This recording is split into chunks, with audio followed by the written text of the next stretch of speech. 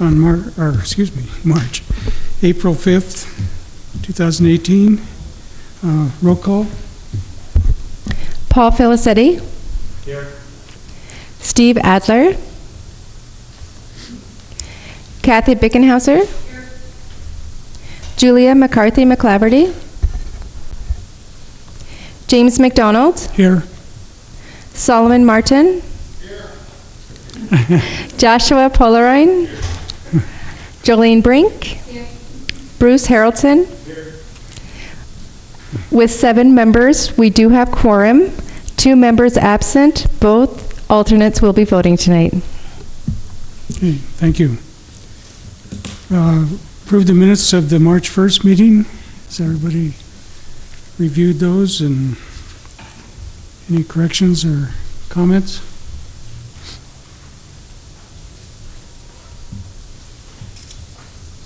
I make a motion. All right, well, second? Second. All right. Very well. Call for a vote.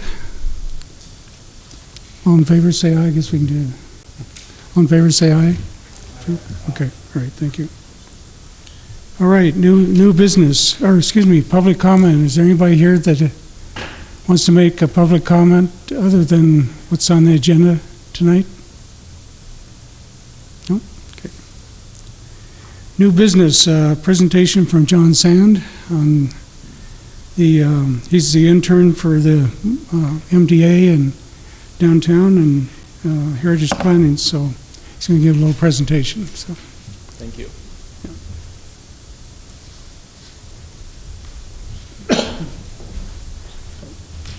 All right, good evening, everyone. Some of you I've met, some of you are new faces. My name's John Sand. Oh, okay. Do I need to sit? I'll sit if I have to. So some of you I've met before. Those of you I haven't, my name's John Sand.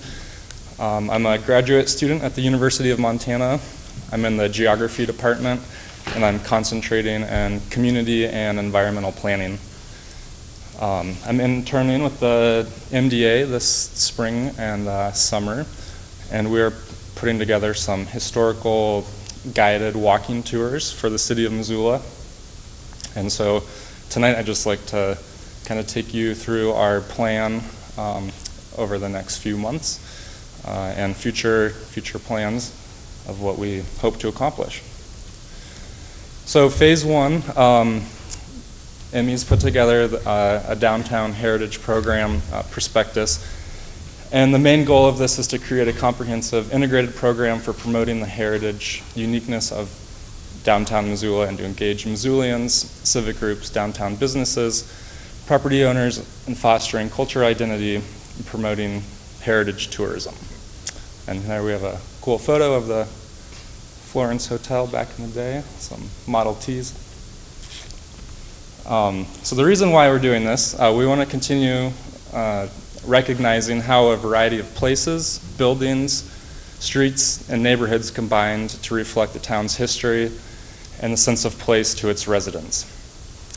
This was a quote that resonated with me while I've been doing some research on historic Missoula from the book A Guide to Historic Missoula. So one of the reasons why we're setting out to establish these tours is because there's clearly a need that Missoulians, residents, and visitors are interested in learning more about the history of Missoula.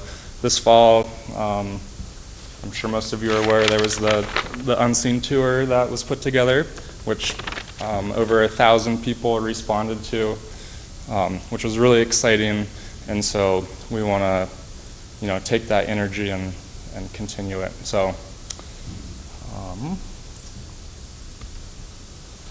the partners that are involved with creating these tours are going to be the Downtown Missoula Partnership, which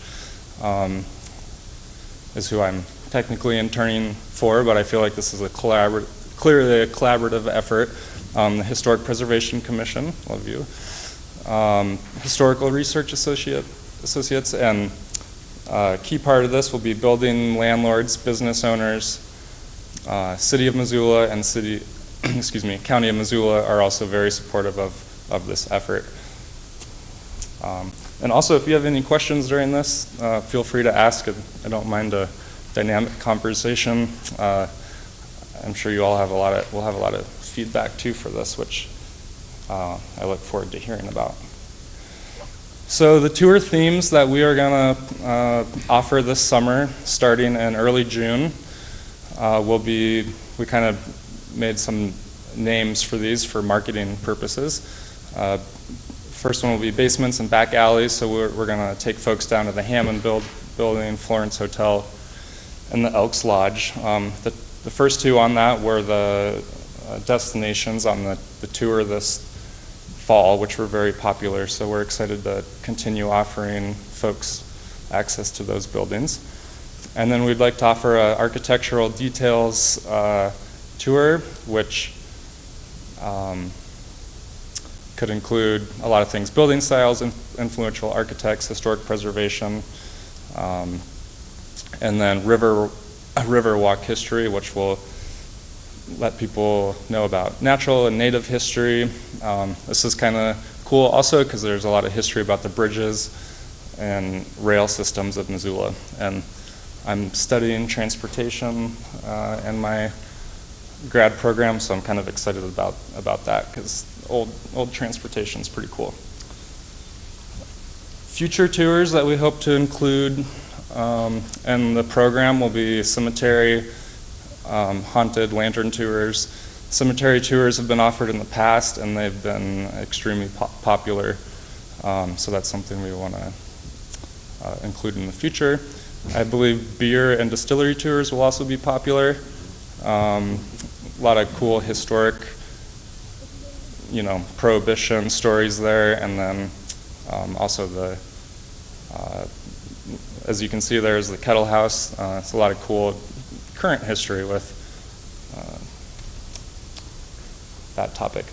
And then we have a lot of interest from schools and children programs, so we'd like to offer scavenger and trivia tours in the future. I believe this is something that's also been done in the past, so we just want to revive these things so that they're available to the public. And then currently, the MDA has self-guided walking tours and art tours that we'd like to develop a little more and potentially incorporate into the Heritage Program. So the future research that we're going to do, or I'm going to do in the next few months and continued over the summer, we'll be recruiting tour guides. They're going to be the bread and butter of this program, and we're really excited to work with people that are passionate about the history of Missoula. So we want to recruit those folks. We're thinking about history students, anthropology students, and theater students. Because a lot of tour presentation is theatrical and makes it really fun and exciting. So we're going to do the development of the tours will be through volunteers, and then we're going to train the paid interns that will do the tours throughout the summer. And a big part of this research will be, figuring out what we want to talk about in each of the tours that we've decided on, and then collaboration with the Next Exit History app, which I don't know if any of you have checked that out, but it's really cool. There's a very interactive web-based program that has all the historic destinations in Missoula, and our plan with that is to create one for each tour that people could potentially follow along while they're on the tour and see old historic photos that we're referencing while we have these discussions on the tours. We'd like to offer tours 3 to 4 times a week, potentially make those coincide with First Friday Out to Lunch, Downtown Tonight, Saturday Farmers Market, events like that. And then just a little research on the logistics of the tours, price rates, and we'd like to have an online payment reservation system. The MDA is planning on hosting that, which will be very handy and convenient for folks to pay and make their reservations. And then we'll be able to link that to the Historic Preservation webpage and any other of our partners that are interested in hosting that. And then right now, this is going to be the link from the Missoula Downtown Association website. It'll be under experience. Currently, we have tours. There's the historic walking tour that I mentioned and the art tour. So right here is where our future website will live. So.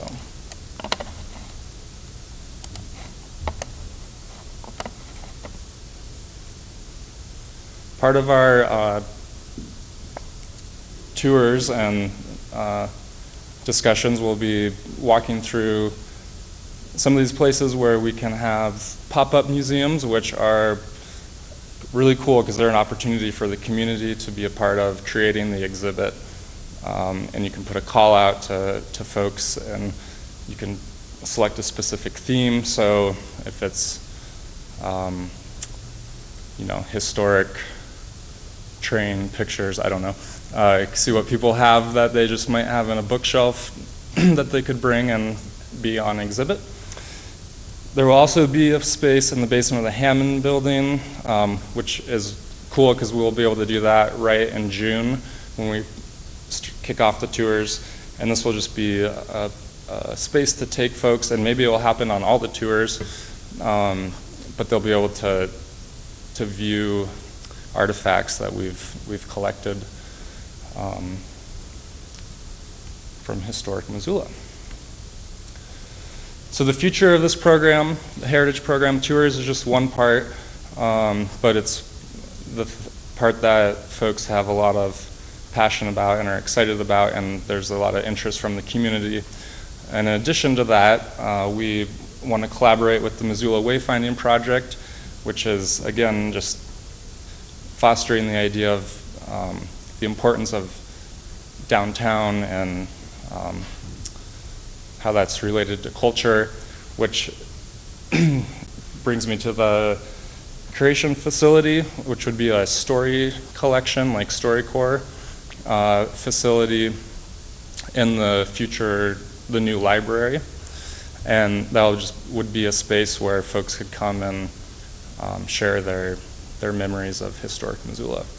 And then we always want to look forward to future partnerships with schools, the tribe. There's a lot of, like I said, Native history in the area.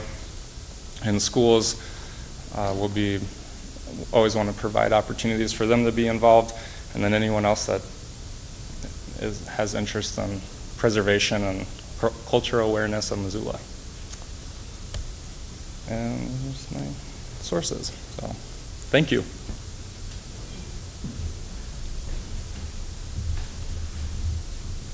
Thank you, John. Any questions or comments at this time? Say something. It's bold and exciting. Good work. Yeah, I'm really kind of curious to see what comes out. I wish you the best of luck. One of the things that I was kind of reminded of watching your presentation is, and it might be worth a phone call, Pendleton, Oregon has a commercial underground tour of, they've got a tunnel network and some Chinese laundries and a lot of really extant, well-preserved underground stuff, and they've got a really, really happening commercial tour of the old historic downtown. So it's called Pendleton Underground Tour, so you might look them up online and give them a call, and if you want to talk shop, they might give you some insights.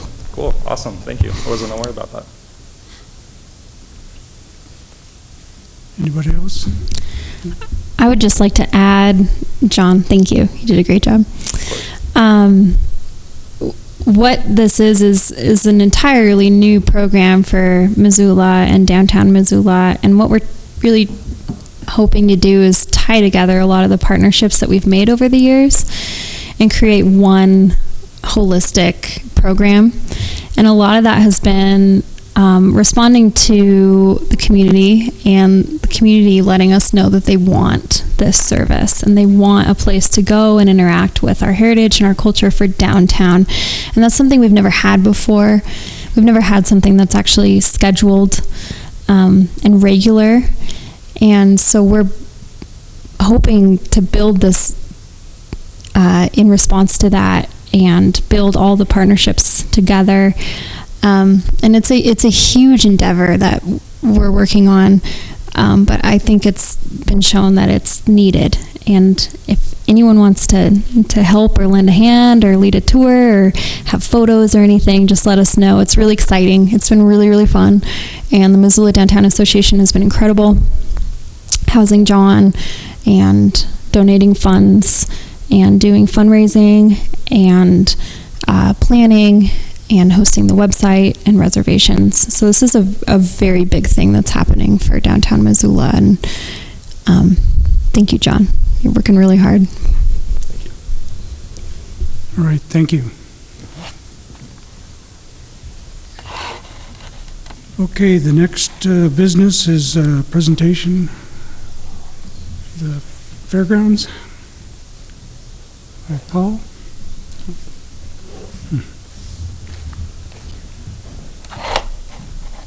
Okay. So my name's Paul Filicetti. I am here to, I'm a historic preservation architect with A&E Architects, working on Missoula County Fairgrounds. And I am here tonight with Emily Bentley, Fairgrounds Director. So Emily has a bit of a cold, so she's going to sit in the back, but if there are questions, she's available.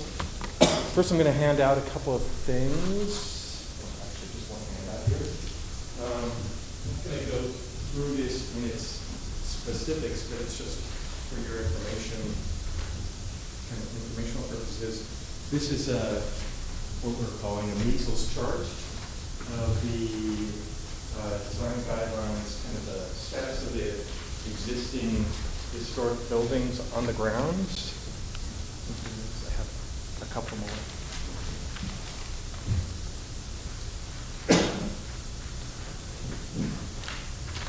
So this is a list of the existing buildings on the fairgrounds, and it kind of goes through and puts a bullet point by the scope of work that's going to be performed, anticipated to be performed on each of the buildings.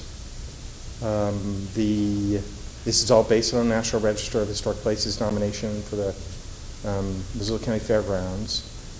So that left-hand column, I'm sorry I didn't bring my glasses, so I'm kind of winging it, but I did do this today, so I have it kind of fresh in my mind. The left-hand column is the contributing, the next column is non-contributing, and it kind of follows suit. Trying to identify which buildings would be removed, which ones would be preserved and restored, and then which ones would be removed and then replaced with the new construction. So I have a map of the fairgrounds, which hopefully I can do this without the keypad here. Yes, okay. So here is our current schematic plan for the Missoula County Fairgrounds. And knowing that there are several buildings that are on this list in this measles chart that are going to be gone, most of those are back in this side of the grounds. In terms of the barns that we'll be removing, of course, you all know that the major portion of the track is right here. The finish line is here, which is one of the points we're looking at it kind of as a mitigation efforts, if you will, talking to Emmy in terms of what we can do as we think about the future of the fairgrounds and what elements are important in the design guidelines. To note that, hey, you know, in terms of mitigation to the loss of some of the kind of components of the district, what can we do to replace those components? So one of them is the interpretation of the track, the kind of celebrating the moment of the finish line and the interpretation of the track. So we'll be working with the Historical Museum at Fort Missoula, staff out there, to kind of put together some sort of a interpretive package and that would be on the site, integrated into the environmental graphics of the site.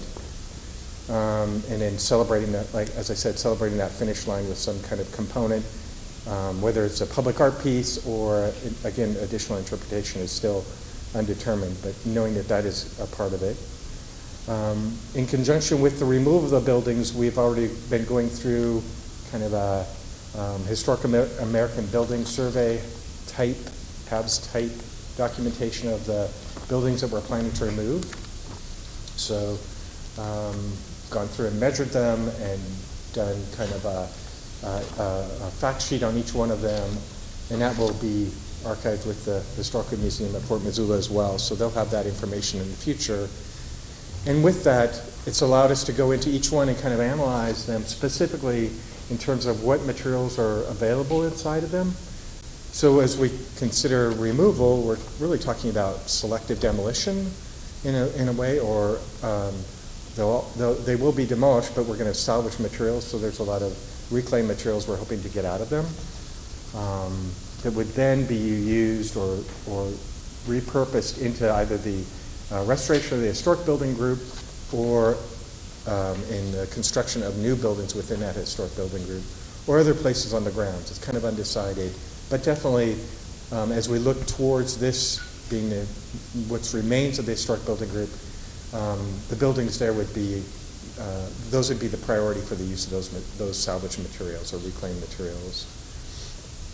And with that, the commercial building and the culinary buildings are the two primary buildings on the 46-acre campus that would be targeted for preservation, restoration. And with that, it's kind of more removal of the non-historic finishes and changes that have been made to the buildings over the years, new electrical, fire sprinkler, mechanical systems. Mechanical systems being restrooms as well, plumbing and plumbing systems in the restrooms. What we'd like to do with those buildings is kind of push them so their use is a little more extended on the swing seasons, so that they would be winter shut down, but they could be open now, so they could start having events inside of them. At least in theory, that isn't to say that they couldn't work in the wintertime. It's just something we're kind of looking at. So there would be some nominal heat put into them to create at least some semblance of heat within the space, knowing that they will remain uninsulated buildings. They will have fire sprinkler systems. The commercial building is right now, it's out to bid on an elevator package that we're putting in that building. So we have a elevator design that's going in the commercial building. And we'll be doing a lift, probably a smaller version elevator, light, a lift inside of the culinary building. Again, those are ADA requirements so that we can access and make better use of the second floor spaces in those buildings. So while they are kind of intrusive to the architecture of the building, on the interior, it's not going to impact the exterior, so the visually exterior will remain the same. But once you're inside, there will be that. The plan is to put in ADA compliant restrooms, meet the current building codes for handrail heights and railing heights inside the buildings, certainly seismic upgrades inside the buildings as well. And then, as I said, fire sprinkler systems, life and emergency egress systems, things like that. So the idea is that there's a considerable amount of money that will be invested into the preservation of the commercial and the culinary buildings as a targeted way to compensate for perhaps the loss of the larger historic district on the site. Additional things that we'll be looking at are preserve and repair the historic lamp standards on the grounds. For those of you who know, some of those light fixtures there that are noted in the National Register nominations, there's two of them in particular that are on the east side of the commercial building that are said to may have come from Fort Missoula. And so the idea is, and then there are several other ones out on the street system that kind of goes through the grounds that will be preserved and probably restored and then reinstalled. They may, with the changes that are being made on the site and the access controls that are changing on the site, their locations may change, but the idea is that they would be brought back in and reconditioned and reused on the site. We're also considering the option of working with the county to identify a property, an eligible historic property off-site that could potentially be listed. And that's a discussion that needs to take place yet, but it is Emmy threw that out the other day as a possible option, so that's on the table as well. And then, of course, just the exercise of going through the design guideline process, it's helped us as a team kind of develop a language that will be, and the schematic plan will be a part of that, but a language for future development and preservation and restoration of the historic buildings, and then future development on the site. So with the idea being that this design guideline document, which is a pretty major document, and kind of identifies specific use areas and then consequently architectural interpretations on those in those use areas, all kind of based on the Ole Baki craftsman style of architecture, but allowing that to be interpreted in new and modern ways given the buildings that fronts the street, given the scale and size of the Glacier Ice building, and perhaps the livestock building. And these are amazingly large buildings, so we have to allow whatever architecture that is to be interpreted in a modern way, in a new form within budgets. But the idea is that there would be some sympathetic gesture and understanding that the site is an historic site, or was an historic site, and the architecture of that was developed around the craftsman style predominantly, and to follow through with that. So we're not just putting up metal buildings, they would be actually designed buildings that have some character features and reflect some of the components of the craftsman style. So this document, the schematic plan, will be a part of the design guidelines document, and that document will be going to the county commissioners in the next couple of weeks. And with that, then it'll go through a public review process, and it's during that public review process that we can certainly send Emmy a link to the website, and then you can forward it through. That we encourage you all to reach out, and you'll be able to actually walk through page by page on the document and see what those comments are. And please feel free to add your comments and thoughts to that. It's important, and it's going to help us as we kind of look at this amazing site. What I think is an amazing site, an amazing possibility for the Missoula Midtown area. So thank you very much. That's pretty much what I got. Are there any questions? Sorry if you mentioned this at the beginning. The education demonstration garden, Yes. is that in existence or that's being added? That is all new. So Yep. Yeah. So this, I'll just walk through a little bit. So we have the livestock center, and these are all kind of placeholders for these buildings right now. But the livestock center would be replacing some of the 4-H exhibit buildings that occur on the fairgrounds over in this area currently. The idea being that this area is a very noisy, high traffic area that is really not conducive to animals loading and unloading, and then care of the animals. So we're moving it onto kind of a more quiet side of the site with a lot of surrounding area for access. The building that's shown here was based on a design that we're now going through and redesigning. So while this isn't the exact building footprint, it'll be something of that scale. There are horse stalls back in here, and these horse stalls, the idea there is, there are approximately 120 horse stalls in the various barns that we'll be taking down, and this would account for that as well. Those stalls are needed during college rodeo, PRCA, and then high school rodeo. The 3 events, they do use those stalls still. And then the idea of keeping that adjacent relationship to the rodeo grounds and the grandstand, which would be a new rodeo grounds and grandstand here. There's been discussion, and probably will happen, the current rodeo grounds is somewhere right in here. Actually, I'm sorry, right in here. And potentially the soils that are in this area that create that grounds would be salvaged and kind of reused here as part of that process. So we are considering those kind of things as well. But a new rodeo grandstand, Glacier Ice Rink, they've gone through an entire process kind of redefining who they are. Before, when we were working with them, they were pretty set on maintaining a location on that northwest corner, and they hired an architect out of Minneapolis, an ice architect, to work with them.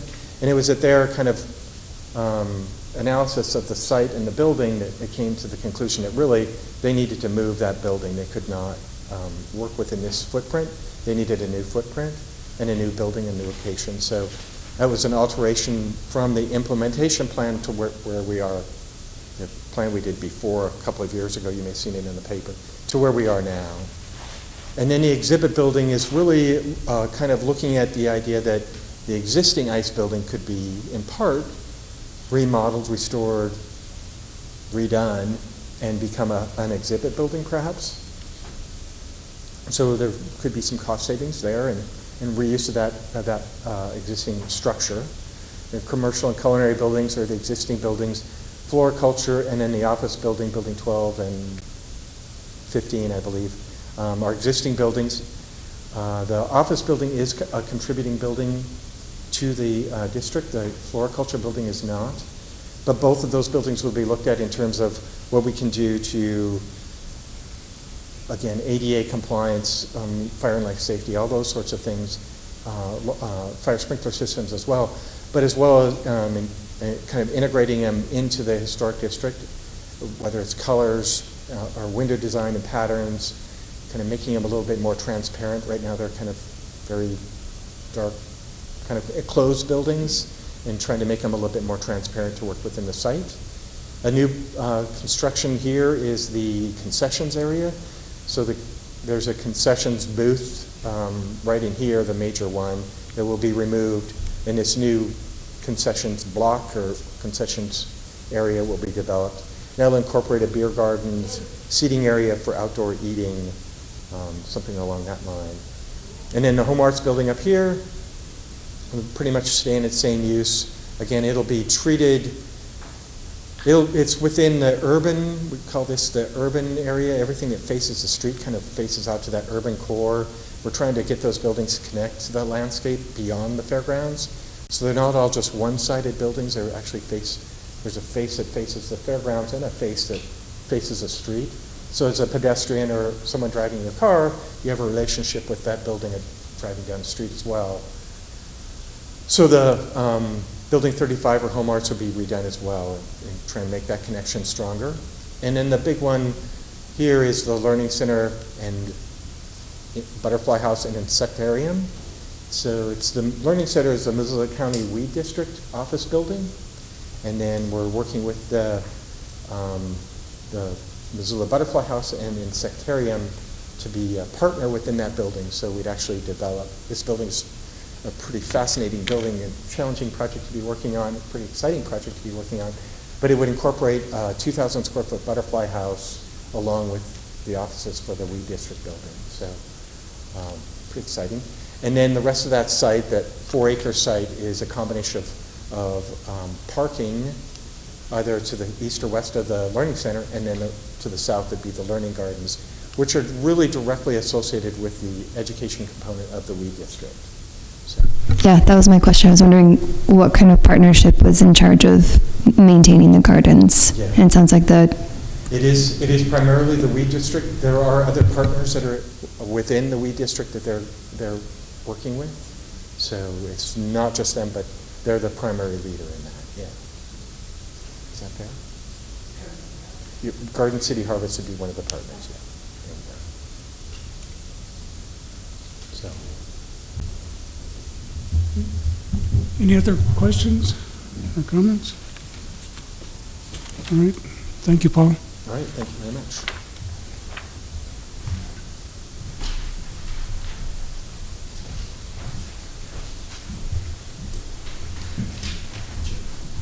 All right. We did public. I'm sorry. Oh, yeah. There's no motion, so we don't have to do that. Yeah. So, yeah. No, we're fine. I'm sorry. Yes. Okay, Emmy, we're going to vote on the. Well, excuse me. We should back up here. This is the awards presentation. We're not going to vote tonight. We're going to give you a little more time to make a decision, but we're going to need to get something back probably in about a week so that we can get things put together for the May 3rd meeting, which will be having the awards. And so Emmy's going to talk about that a little bit. So if you would, so you get to go back. No. So, Emmy?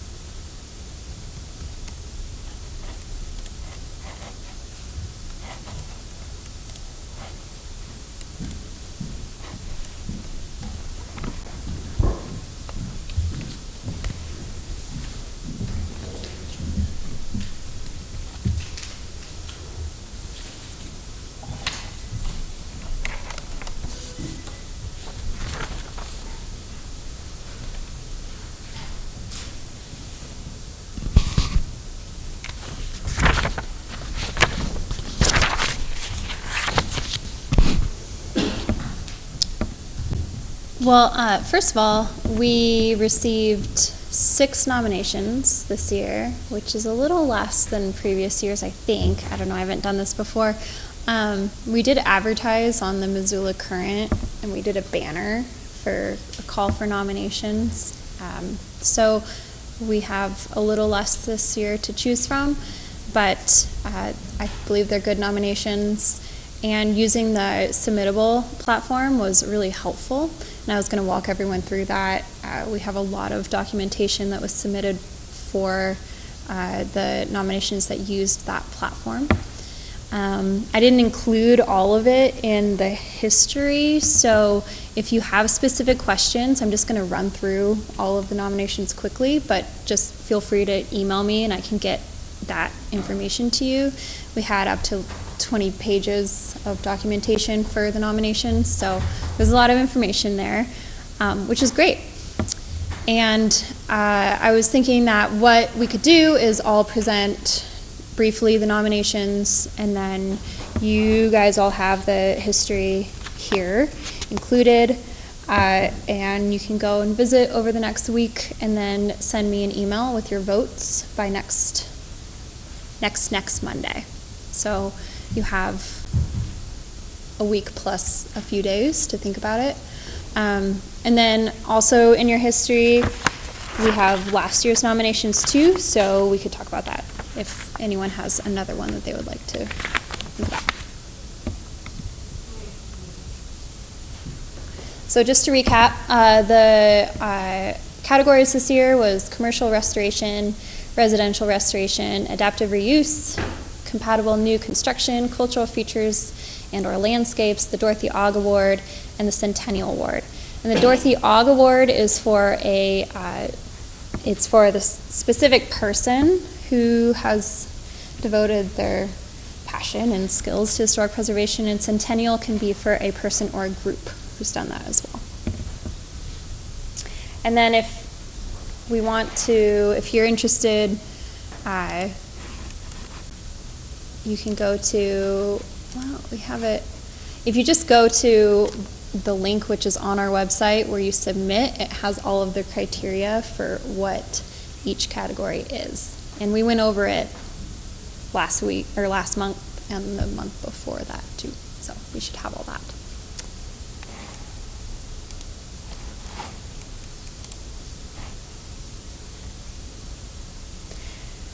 So we have a nomination for commercial restoration for the Roxy, A&E, and then Fernando Duarte was designer, and replacing the marquee with a new Art Deco design, reintroducing the Art Deco ticket booth to the exterior in the original location, installation of new angled brass door handles on the exterior doors, similar to the original, and then painting the exterior facade, which was supported by a Preserve Historic Missoula grant.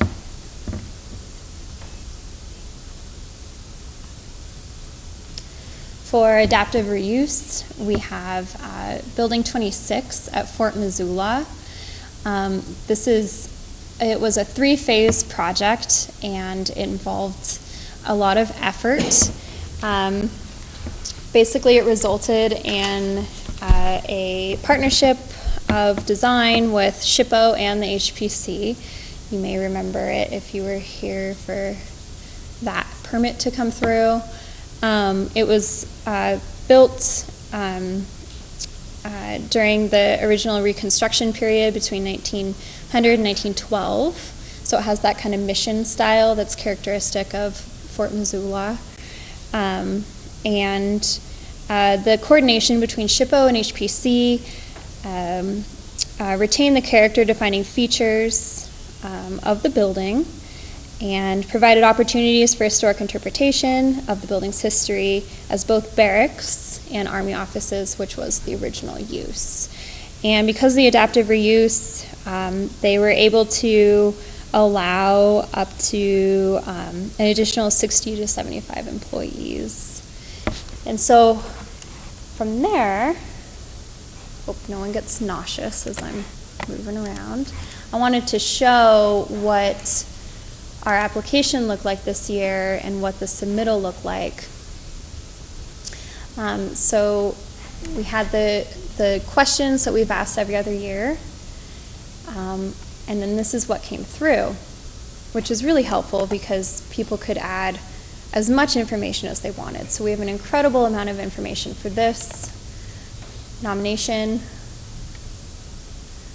As you can see,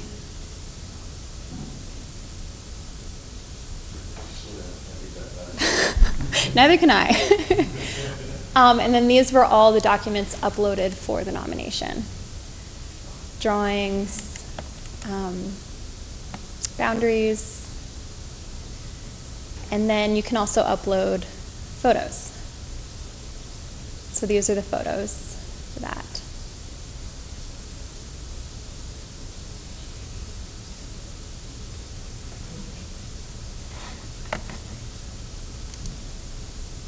And then the same for the Roxy.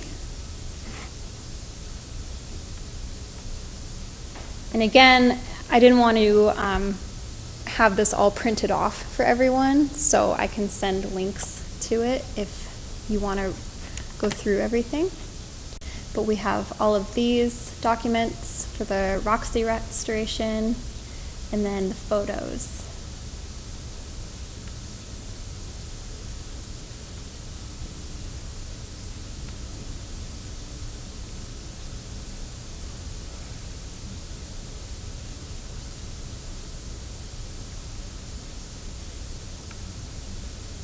So that's been a pretty neat part of the awards nomination this year.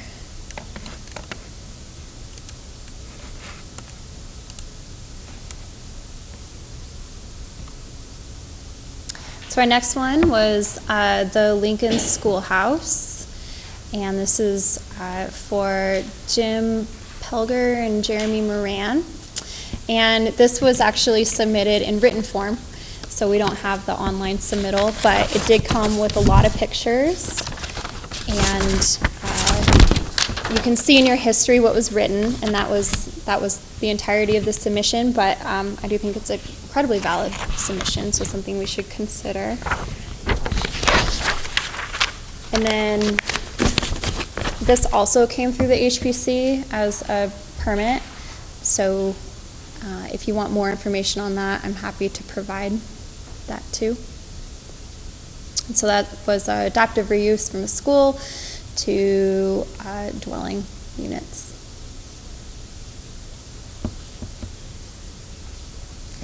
And this building also, it sat dormant and in decay, so it's a good example of adaptive reuse in terms of community development and using our historic fabric for new uses.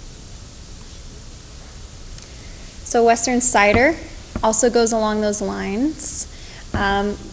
They also submitted not using our online submission, but I do have an 11-page document here on how this building has gone through a pretty phenomenal change And I think that this, in my opinion, is less on the actual historic preservation and more on the community development side of how you can take an old building and adapt it from the ground up and completely rejuvenate the area. And in my opinion, that is historic preservation as well, and that's something that we should consider. So it was an old warehouse, and it did sit unused for about 20 years. It was used for tires and for the Pacific Hide and Fur. And they did do some changes, but they also preserved the general form and feeling and association of the building, as well as the windows. And it's just another example of adaptive reuse and how that has really worked to enhance a neighborhood and a place. And again, I have 11 pages on it, so I'm happy to send that out. So Heritage Timber, I know is a controversial nomination. And they were nominated in 2014 with a unanimous no by the HPC. That said, I was actually the one who nominated these guys.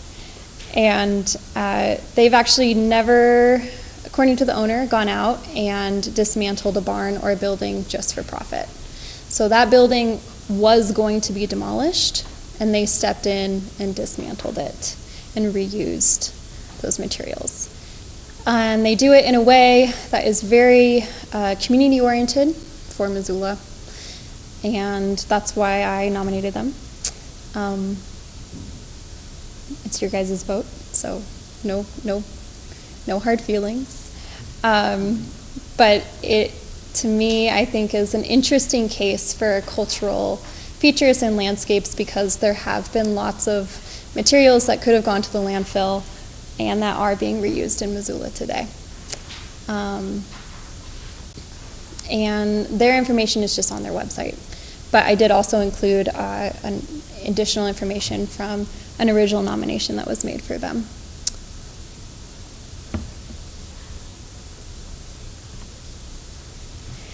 And then we have the Dorothy Ogg Award. One was made for Jim Azara, who was the executive director of the Northern Rockies Heritage Center out at Fort Missoula. And you have an additional handout for that as well. And then the Centennial Award for Stan Cohen, who is an incredible historian in our community and has written a lot of books. And you have a handout for him as well. So I'd like everyone to think if they have any other ideas or nominations from last year that they'd like to include. Let me know and submit your vote by Monday the 16th would be great, so then I can let the award winners know. And if you have any questions or want any follow-up, I have all of the information here, and I encourage everyone to go take a look at these places and to think about it, and let me know. I handed it out earlier at the beginning of the meeting. Sorry. That You should have two descriptions. if not, I can get you another one. So I handed out a Stan Cohen and Heritage Timber write-up. Okay, and then there's also one for Jim Azara, which is included in the packet. And then everything else was so long that I didn't want to print it all off, so let me know. So when we go to vote, we just send you an email. That's all we do. Mm-hmm. Well, that's easy. Okay. Mm-hmm. Yep, trying to keep it simple this year. Okay, any other questions, comments? What about our nominations for 2017? We've already voted on those, correct? Yeah, that's Yeah, just so- in case you want to bring it back up or to talk about it right now, we can. Just Well, since we only got 6 nominations this year, we didn't get very many. So I guess my question is because there's other nominations, so we can fill out the, right. yeah.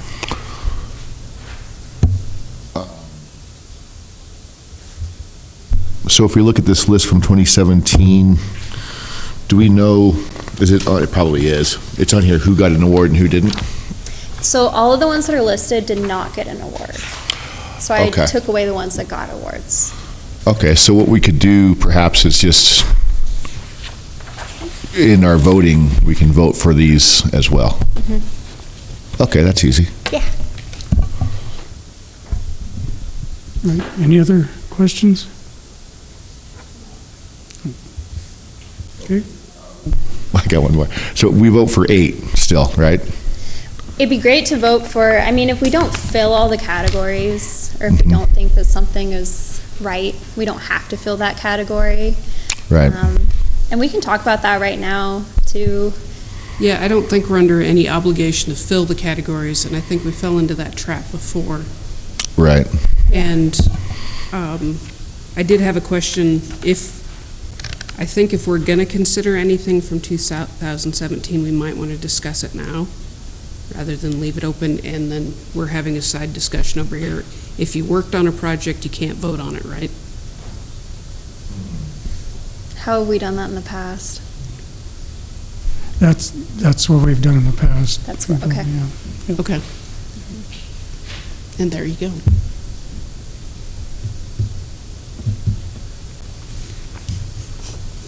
What does that leave you with?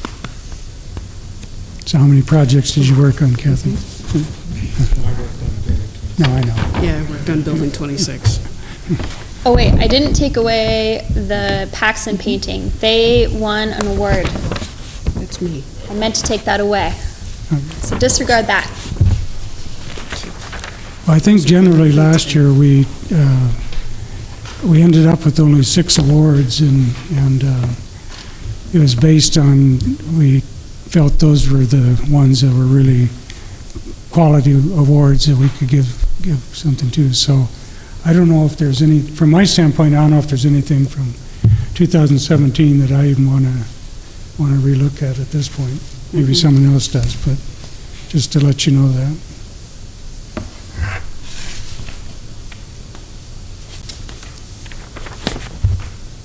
Is there, anybody have anything?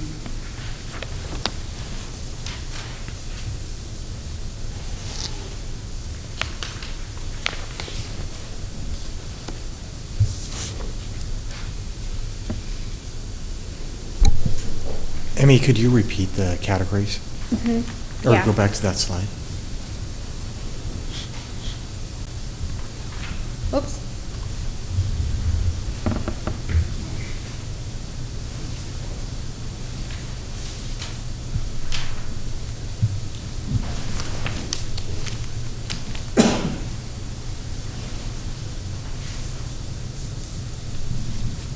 So, cultural, the Art Museum is here listed in the 2017 nomination for the 2006 building, which is fine. That's fine. But in terms of the pocket park that was done there, and you did say you may entertain new nominations? I mean, in terms of cultural features, landscapes, in an urban setting, I think that's a pretty strong feature in downtown. Yeah, and I can send out an email tomorrow and include that as one of them for us to think about. That would. Does that really fall under historic preservation? Since it's a new I was feature? considering it more landscapes, not preservation. Okay.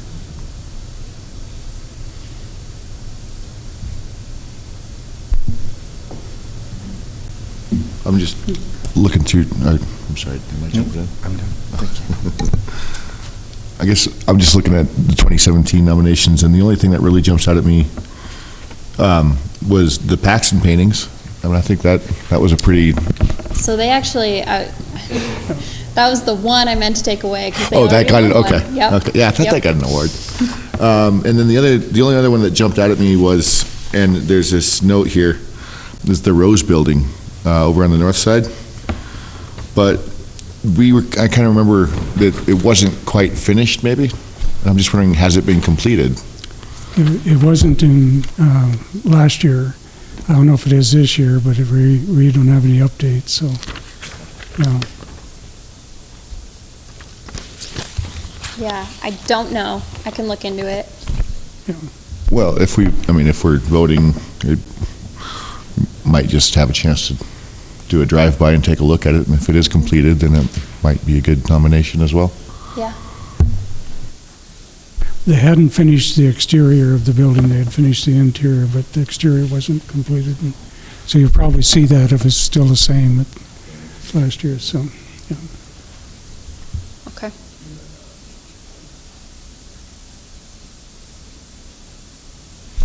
Anything else? Anybody? Okay, well, very good. Get those out, so. All right, going to old business, we're going to discuss the tours and events we have planned for this May. The awards banquet is going to be, or banquet, isn't it a banquet? The awards ceremony is going to be at the Public House, and Emmy is setting that up. That'll be on actually our next meeting night, which is the 3rd of, is that correct, of May? And so we'll be having that event there, and we'll have the awards ceremony. So, and we're getting that set up. You might have some more information on that now, or? Yeah, I think it'll be a pretty neat site. They provide tables and a sound system and projection, bar to use, and also they're going to give us the front window space to do a display for the week, which will be fun. Yeah, I think it'll be great. Do we have an MC? That is a good question.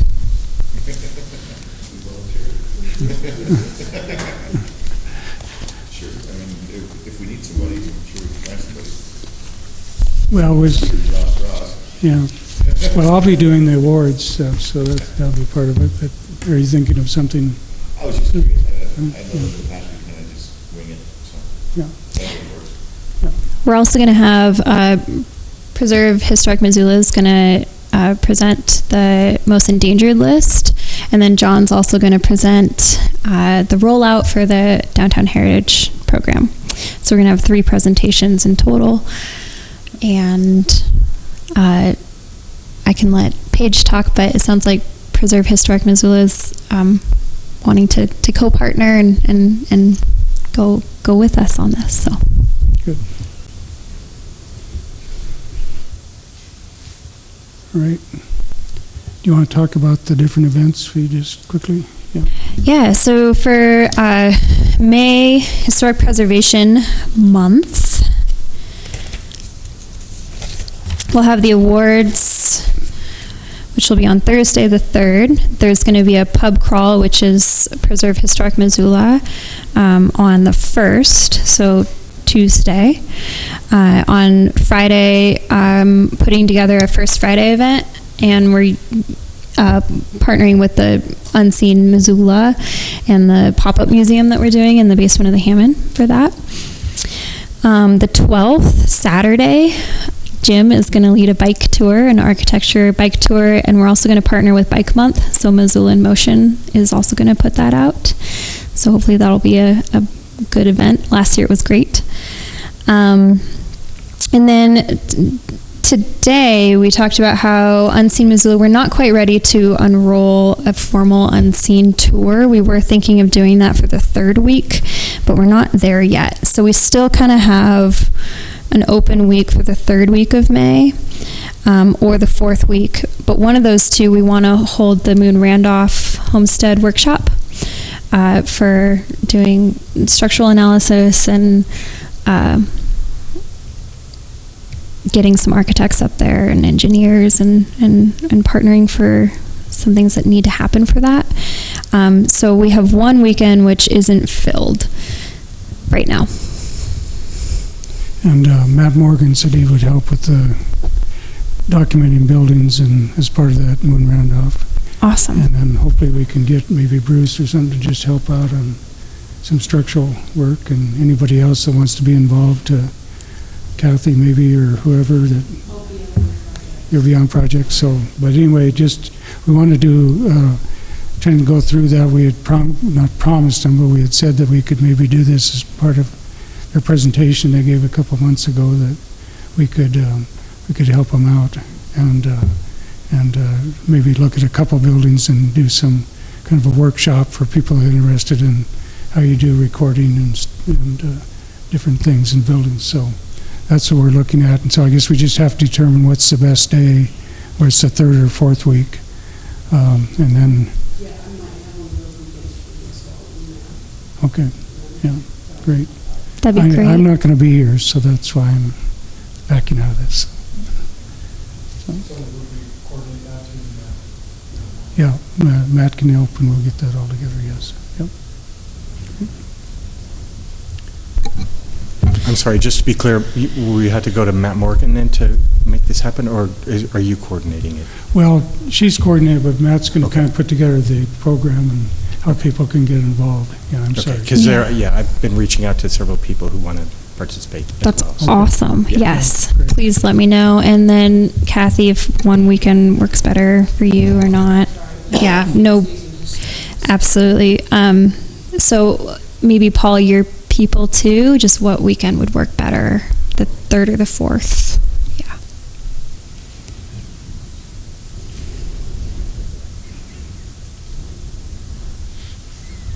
Okay. Anything else on Preservation Month? If anyone has any else ideas or anything they want to add or lead a tour or anything like that.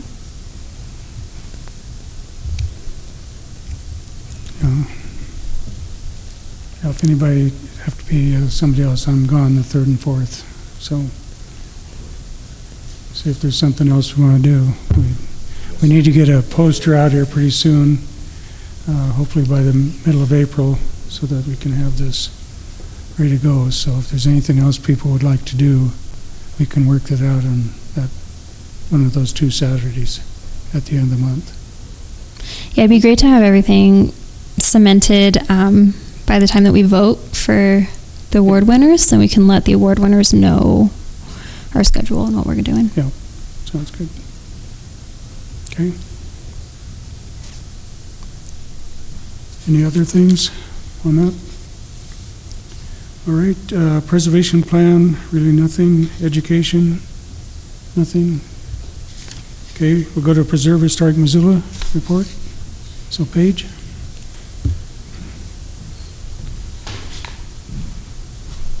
Hi, Paige Good, Preserve Historic Missoula. At our last meeting, we did vote unanimously to monetarily support the venue. And now it's the public house, and we just need to know how much that's going to cost, and assuming we're going to split it with you. And then we needed to know if you wanted to have wine and beer again. Yeah. So we can certainly do that. And then with regard to the poster, I'll get you the list. I don't know who's kind of organizing the poster, but I'll get the information for the pub crawl to you. It'll be me. Yeah. It'll be you. Okay. To Emily. Okay. And what are the 3 places? The Missoula Distillery, I believe the Kettle House, and there's one other. Montgomery? It might be Western Cider, actually. Okay. I can't remember. Okay. But I'll get that. Montgomery Distillery may be one, too. So they're not quite the same 3 that we did the last time. Okay. But,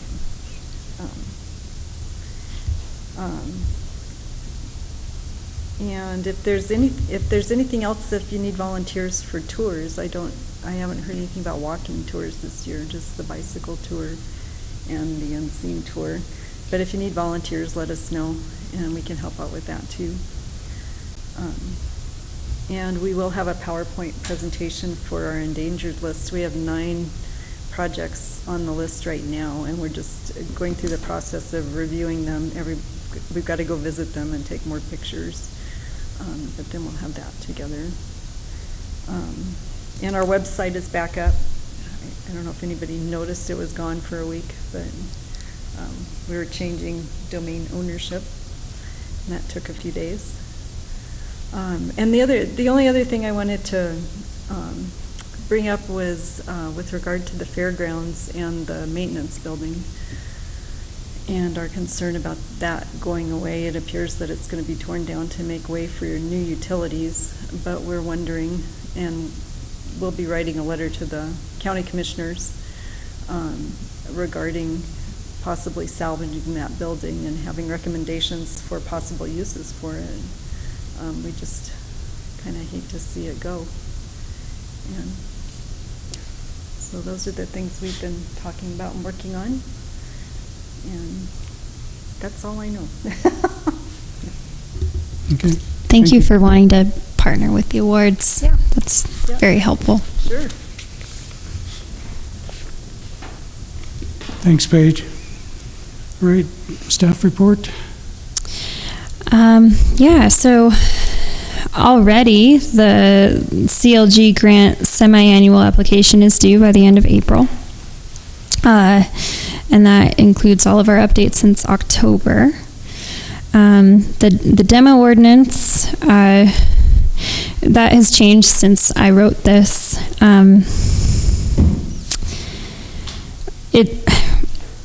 What we're going to do is we're going to have an open house for all the property owners who have individually listed buildings.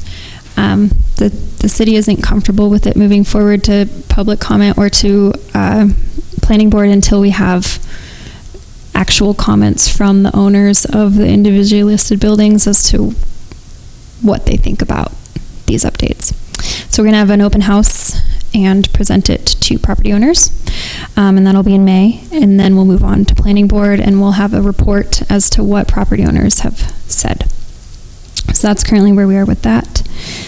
The Moon Randolph homestead, tomorrow actually Morgan Vaughn and I are interviewing the top 5 applicants for an internship this summer, and we had 9 altogether, which is pretty exciting. We posted on PreserveNet, and we have applicants from all over the country, and we're still working with Donna McCrae and the archives to move all the documents that we have up there, which is a pretty big endeavor, and hopefully the intern can help with that as well. The fairgrounds, Paul gave a great update. I met with Al Brule and Paul, who's doing the HABS documentation, and he's HABS quality. It's not going to be submitted to the Department of Interior. HABS exemplary type of documentation, and work through that, and we're working with him as to what that means. And we just went through section 106, and that passed. Missoula Design Excellence, we had a community meeting on Tuesday the 20th for design guidelines and standards for our commercial corridors and for downtown, and that was successful, so that's moving right along. And the next essentially stage for that is to figure out how to implement it within our city code. So in terms of staffing, what that means legally, and working out design guidelines, which we haven't really used to this caliber before. So it's pretty big, exciting changes for Missoula. Preservation Month, as we've been talking about, the nominations were technically due on the 21st, but I extended them essentially to today.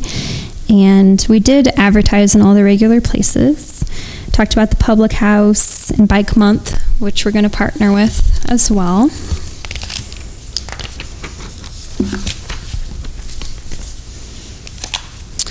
I did not sign any demolition permits for the last month, which is always exciting.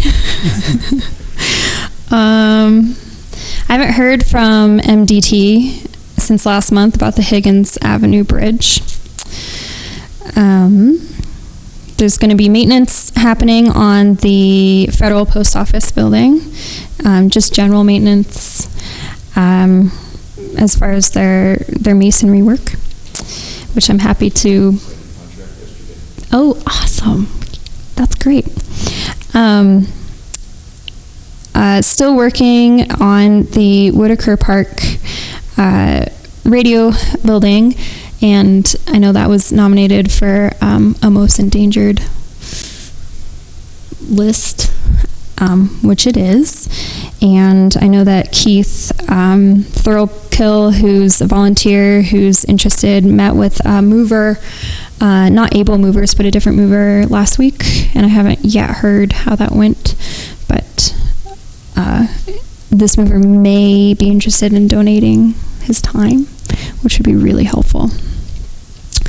I presented at Mike Monso's Historic Preservation class on the 6th, and I know that a lot of you have done the same or will be doing the same, which is great. I also attended, I talked about it last month, the Missoula Art Museum is putting on a program over the next couple months on preservation and archiving of paper documents, which is helpful just with the amount of things that I receive, which I brought things that came in the mail over a month ago from Spider's Maverick Bar. If anyone wants to see everything that came from that, it's over on that table. It's pretty neat stuff. And then I've also been working with our GIS analyst for the city, and we're putting together a database for Missoula's oldest structures, which we haven't had before. And then we're also putting together a database for our oldest structures paired with demolition permits, which we haven't had before either. So hopefully we can create some actual data points and some mapping and kind of some heat mapping, if you will, of things that have been lost and what is the oldest part of the cities and those that have been demolished over time, for some visuals. And then still working on that letter, but with the open house for our update for our ordinance, I'm also going to pair that with letting everyone know about Historic Preservation Month and awards and everything that's happening with that. Any questions or comments? All right, thank you. All right, any other member comments? If you haven't walked by the Radio Central building recently, you should take a walk by. They started to take off some of the enamel metal panels and expose some of the original building in there. It's pretty impressive. Yeah, at least that tower, it looks pretty intact all the way up. The way they applied those panels, it's pretty much all there. Whether it goes out beyond that to the sides, that's where some of the problems are, but we'll see what happens. But it's pretty interesting to see that, because if you can get inside to the stair tower and into that tower itself, you can see all original materials all the way up to the top. So it's pretty impressive, yeah. So anyway, all right, any other member comments? So I got the email today. Finally, I have a copy of contract. I want to let everybody know that I'll be gone to Wyoming for beginning sometime in May, June, July, and probably through August. So I'm going to try to make what meetings I can, but I'm just letting everybody know now that there's a good chance I'll be out of town for the next couple of months. But what I would like to do is either during that time or directly afterwards, I'd like to come and present about the project. It's a kind of a unique, interesting root cellar preservation project from 1942 at the Heart Mountain Japanese Internment Center. So that's what I'm going to be doing all summer. And I'd like to show you guys some pictures when I get done with it. Sounds good. Saul, if you could send me an email when you'll be gone and I can pass it forward to the clerk's office, then it will be on record that you let us know. You got it. The other thing, the Montana Preservation Alliance Roadshow is coming up here on the 13th, 14th, or 14th, 15th, 16th, is that right, of June. There's a, I think the 13th of May, 13th of April is the deadline for pre-registration, and then it goes up another $50, I think, after that, something like that. But anyway, if people are interested, just go to the Montana Preservation Alliance and their roadshow, and it's got some pretty good programs coming up, and some of us are going to be part of that. Kathy and I are both going to be part of it, so we'll be doing some presentations and tours. So if anybody's interested, it's going to be a good try. I saw it in the Flathead, so we're going to be in Glacier, Columbia Falls, Whitefish, and Kalispell. So, okay. Any other comments? I just wanted to throw out, I'm working on a project looking at the history of the Bonner Mill and the current Bitcoin operation. So if anyone has any contacts that are in Bonner who are interesting, that would make good characters for a possible documentary project, I'm looking for some contacts in that community. So specifically with the historic bend. So cool. Thanks. I just want somebody to tell me what Bitcoins are. That's